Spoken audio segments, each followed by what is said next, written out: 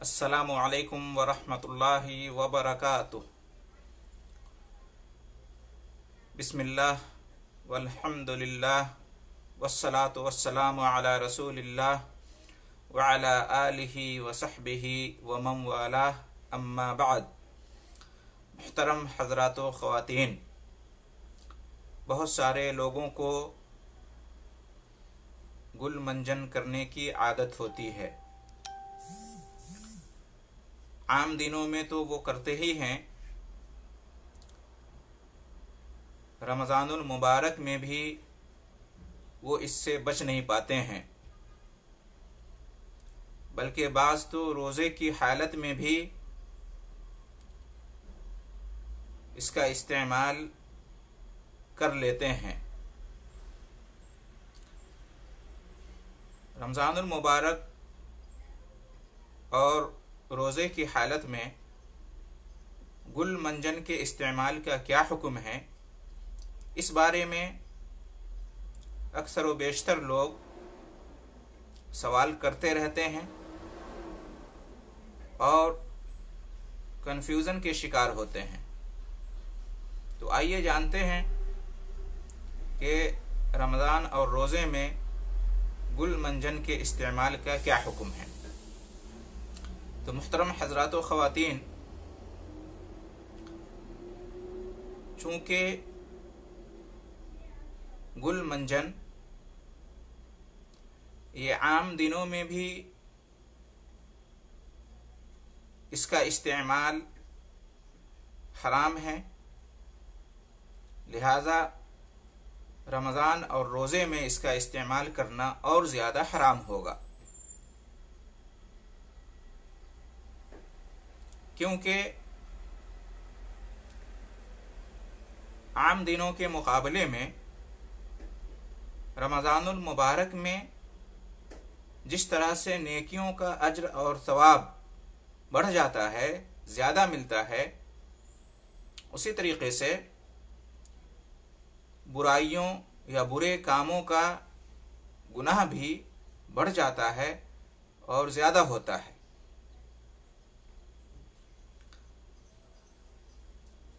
और इसलिए हम देखते हैं कि रमज़ानुल मुबारक में लगभग तमाम मुसलमान, ऐसे भी मुसलमान जिनका आम दिनों में नेकियों से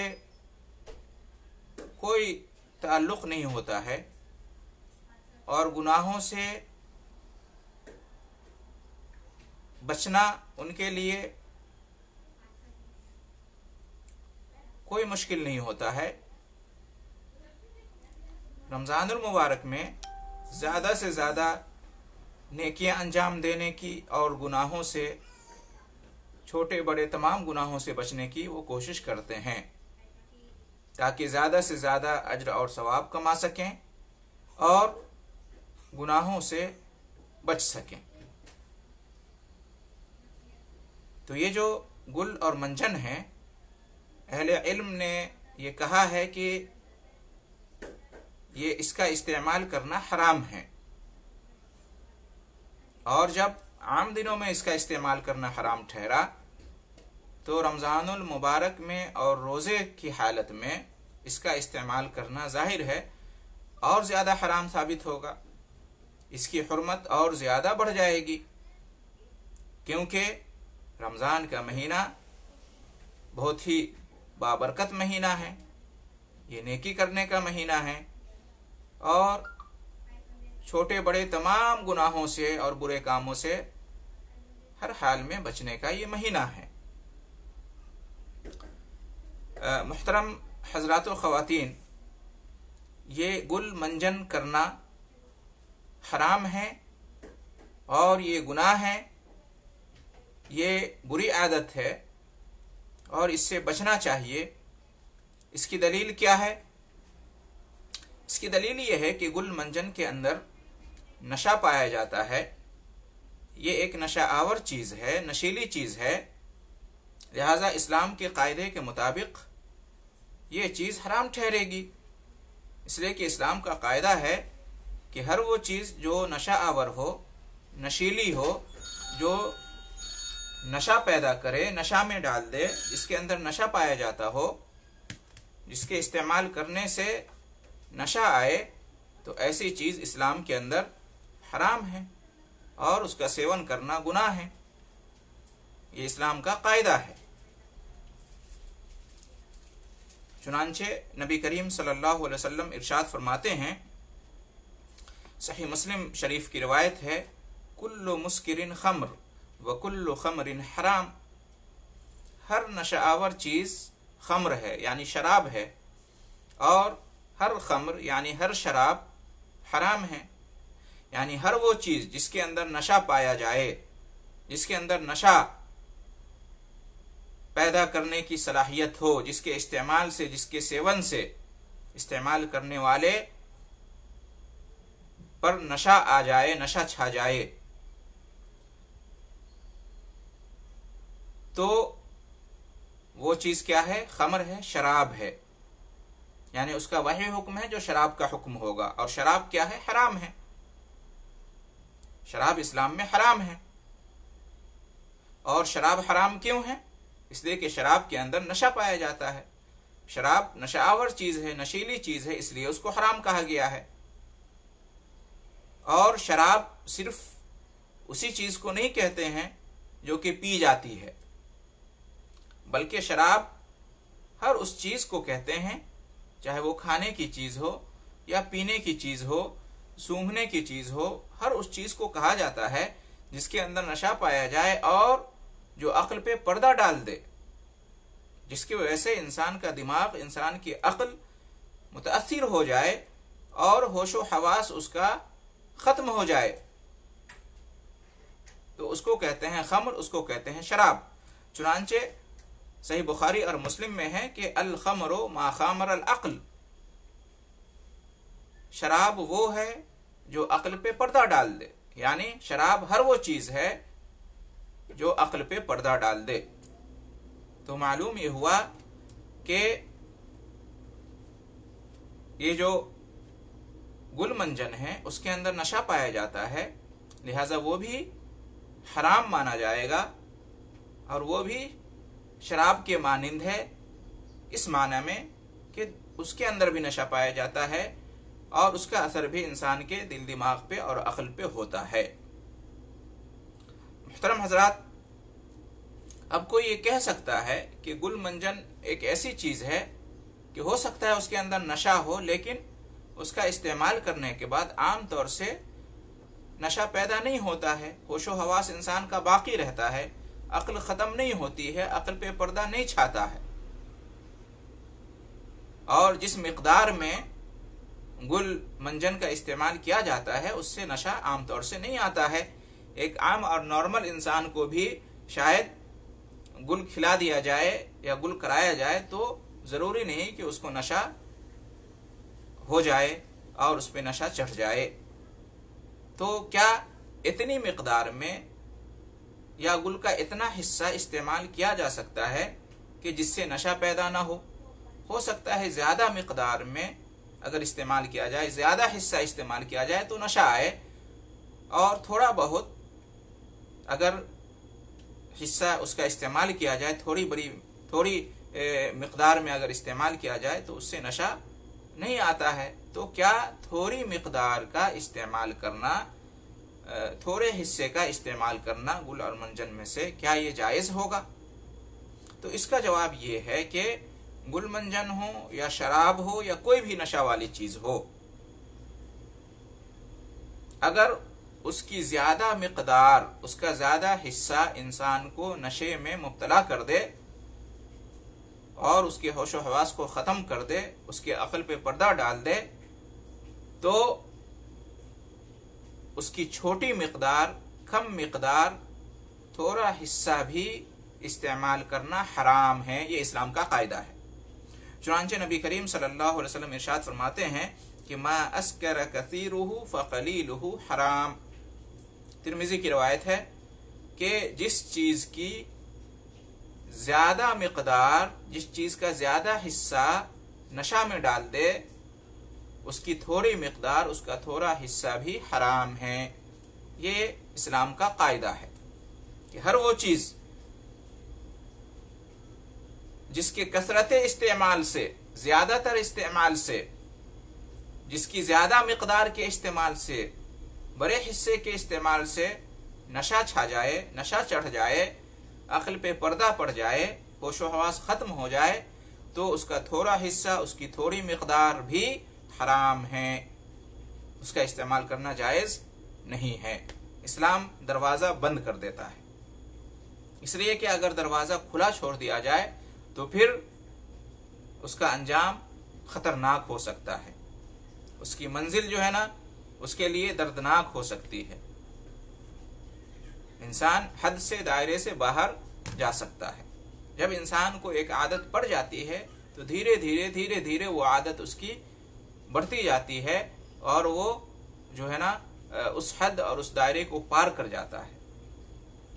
और जब पार कर जाता है उस हद, उस दायरे को, जो कि जिसको हम रेड सिग्नल कह सकते हैं, तो फिर उसका अंजाम बहुत ही खतरनाक होता है। थोड़े थोड़े इस्तेमाल से इंसान ज्यादा इस्तेमाल करने की तरफ माइल हो जाता है और इस तरह से आदत इंसान की बिगड़ जाती है। शुरू में थोड़ा इस्तेमाल करता है, बाद में जो है ना फिर ज्यादा, उससे ज्यादा इस्तेमाल करता चला जाता है। यहां तक कि बाज़ जो शराबी होते हैं या मनशियात के इस्तेमाल करने वाले होते हैं, थोड़ी बड़ी मिकदार में अगर इस्तेमाल करते हैं या नॉर्मल मामूल के मुताबिक रोजाना जो इस्तेमाल करते हैं, उससे नशा पैदा नहीं होता है, तो क्या शराब पीने को जायज करार दिया जाएगा, मनशियात को जायज करार दिया जाएगा? ये कह करके इतनी मिकदार में, इतने हिस्से में इस्तेमाल करने में कोई हरज नहीं है जितने में नशा ना आए। तो इस तरह की कोई बात इस्लाम में नहीं है। इस्लाम का कायदा है कि अगर ज्यादा इस्तेमाल से नशा हो जाता है तो कम इस्तेमाल भी उस चीज का हराम है इस्लाम के अंदर। उसी तरीके से गुल मंजन या किसी भी चीज के अंदर जो नशा है उसका इस्तेमाल करना इसलिए भी हराम है कि इन चीजों के अंदर एक बहुत ही खतरनाक और नुकसानदेह मादा होता है, निकोटीन। इसकी भी अच्छी खासी मिकदार इसके अंदर पाई जाती है, अच्छा खासा फीसद होता है इसका। और ये मादा जो कीमियाई मादा होता है निकोटीन, ये जरर रिसा है, नुकसानदेह है और सेहत पर इसका असर पड़ता है। और इसलिए नशा वाली चीजों पर यह लिखा रहता है कि इसका इस्तेमाल करना सेहत के लिए नुकसानदेह है। तो जब गुल मंजन के अंदर भी ये कीमियाई मादा निकोटीन जो कि नुकसानदेह है, जरर रिसा है इंसान की सेहत के लिए, तो इस्लाम का कायदा यह है कि हर वो चीज जो इंसान की सेहत के लिए नुकसानदेह हो और इंसान को हिलाकत में डालने वाली चीज हो, तो वो हराम है, वो नाजायज है और उसका इस्तेमाल नहीं करना चाहिए। कुरान मजीद में अल्लाह रब्बुल आलमीन का इरशाद है, वला तुल्कू बिअयदीकुम इलत तहलुका, और अपने आप को हिलाकत में न डालो, हिलाकत के असबाब इख्तियार न करो, हिलाकत का सामान इस्तेमाल न करो। ऐसी चीज जिससे हिलाकत में पड़ने का खौफ हो, वो चीज जो इंसान को हिलाकत में डाल दे, उससे मना किया है अल्लाह रब्बुल आलमीन ने। और जाहिर सी बात है, नशावर चीजें जो होती हैं, नशीली चीजें जो होती हैं, मनशियात, शराब, तंबाकू, सिगरेट और गुल मंजन वगैरह, इसके अंदर ऐसा मादा पाया जाता है जो इंसान की सेहत के लिए मुज़िर है, नुकसानदेह है और धीरे धीरे ये इंसान को हिलाकत की तरफ ले जाती है ये चीजें। लिहाजा इस्लाम ने हिफ्ज़ान सेहत का, इंसान की सेहत और तंदुरुस्ती का और इंसान की जान का बड़ा ख्याल रखा है, बहुत कीमती है। लिहाजा इस्लाम इजाजत नहीं देता है कि नशावर चीजों का, नशीली चीजों का इस्तेमाल किया जाए। बाज लोग इस तरह की चीजों को दवा के तौर पर इस्तेमाल करते हैं, इलाज के तौर पर इस्तेमाल करते हैं और ये कहते हैं कि इसका इस्तेमाल करने से आसानी पैदा होती है। जब तक इसका इस्तेमाल हम नहीं करते हैं तब तक मूड फ्रेश नहीं होता है, तब तक जो है ना क़ज़ाए हाजत पूरी नहीं होती है। बाज़ लोग ये भी कहते हैं, तो शराबी को बाज़ लोग समझते हैं कि ये दवा है बीमारियों के लिए और इससे जिस्म में चुस्ती फुर्ती पैदा होती है और ये फ़ायदा होता है वो फ़ायदा होता है। तो बाज़ लोग नशावर चीज़ों को दवा के तौर पर, इलाज के तौर पर इस्तेमाल करते हैं और ये समझते हैं कि ये फ़ायदेमंद है। इस बारे में भी नबी करीम सल्लल्लाहु अलैहि वसल्लम की हदीस मौजूद है। एक शख्स नबी करीम सल्लल्लाहु अलैहि वसल्लम की खिदमत में आता है और वो शराब के बारे में दवा के तौर पर इस्तेमाल करने की इजाज़त चाहता है, तो नबी करीम सल्लल्लाहु अलैहि वसल्लम इजाज़त नहीं देते हैं और कहते हैं कि लैसा बिदवा वलाकिन्नहु दा, कि ये जो शराब है ये दवा नहीं है, इलाज नहीं है, अलबत्ता ये बीमारी ज़रूर है, ये मर्ज है, ये बीमारी है, इससे बीमारी होती है, मर्ज बढ़ता है, ये दवा नहीं है, ये इलाज नहीं है। तो जितनी भी नशावर चीज़ें हैं, नशीली चीज़ें हैं, उनका यही हुक्म है कि वो दवा नहीं है, वो इलाज नहीं है, बल्कि वो बीमारी का ज़रिया है और वो मर्ज में इजाफा करने वाली चीज़ है। और हर वो चीज़ जिसको इस्लाम ने हराम करार दिया है उसके अंदर शिफा नहीं है, उसके अंदर दवा नहीं है, वो इलाज के तौर पर इस्तेमाल नहीं किया जा सकता। लिहाजा कुछ लोग जो ये समझते हैं कि इस तरह की नशा वाली चीज़ों को जब तक वो करेंगे नहीं तब तक उनका दिन, उनकी रात जो है ना पूरा जो है ना वो किसी काम के लायक नहीं रहेगा, कोई काम नहीं कर सकेगा। ये उनकी आदत बन गई है, मामूल बन गया है, इसलिए ऐसा हो गया है। इंसान अगर बुरी आदत को छोड़ दे, बुरे मामूल को छोड़ दे, तो इंशाअल्लाह कुछ दिनों में इससे निकल जाएंगे, इस तरह की बात नहीं होगी।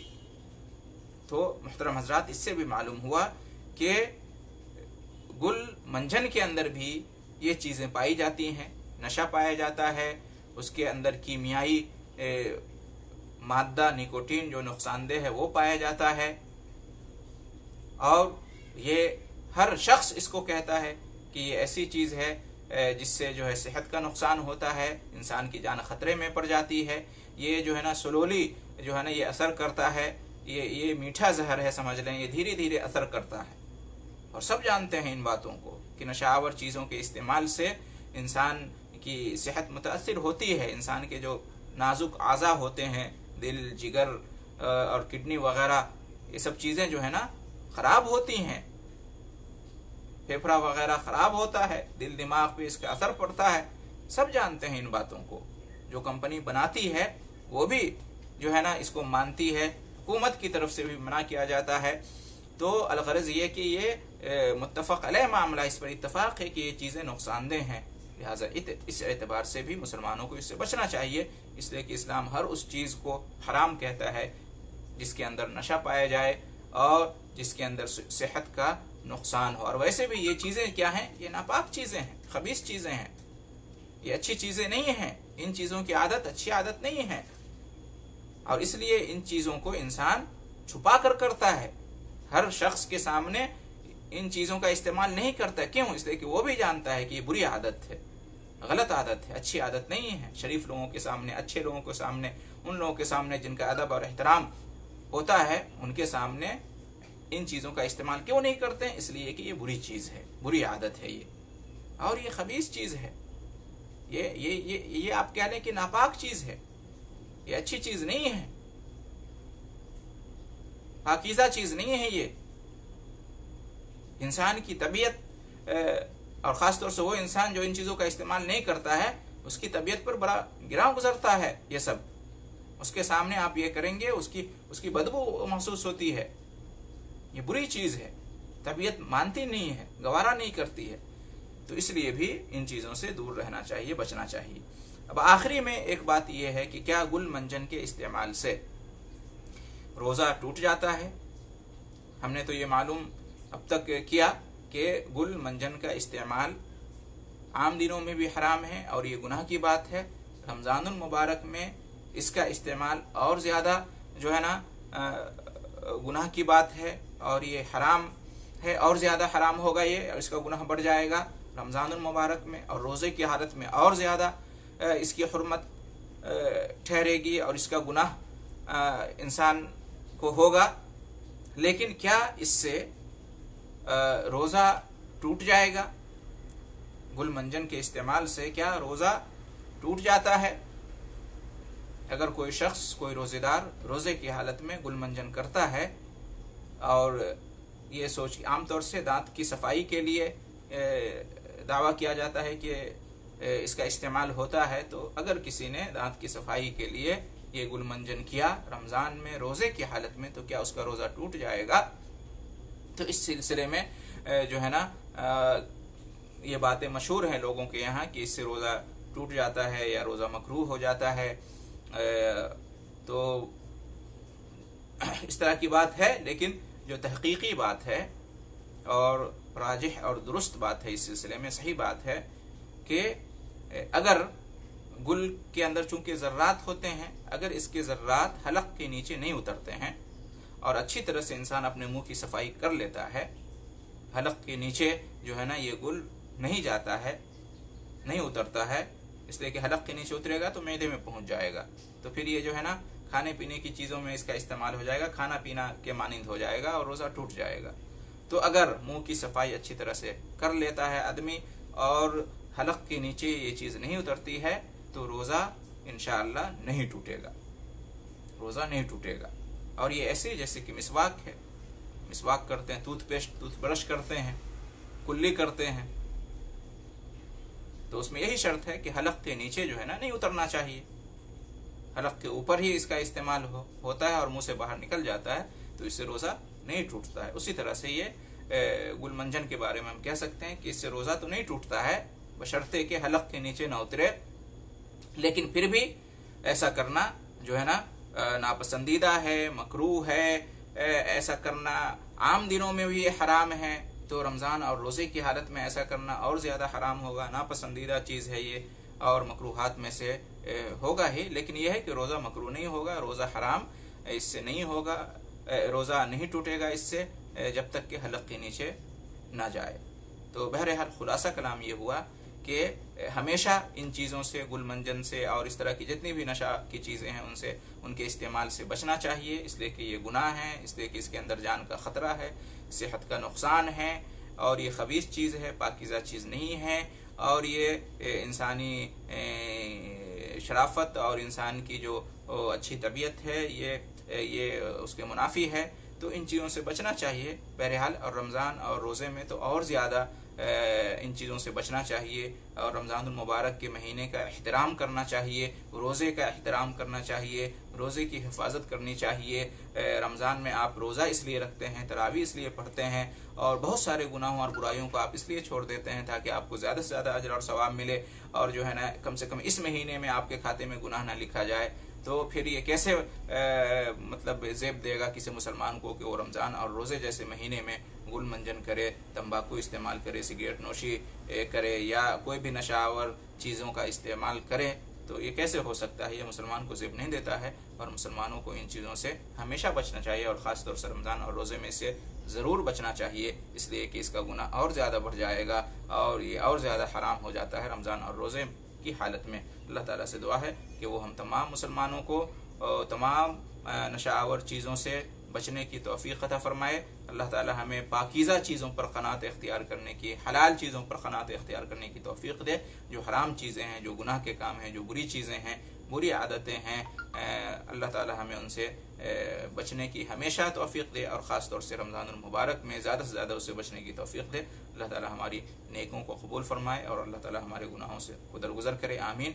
व आखिरु दअवाना अनिल हम्दुलिल्लाहि रब्बिल आलमीन व जज़ाकुमुल्लाहु खैरल जज़ा।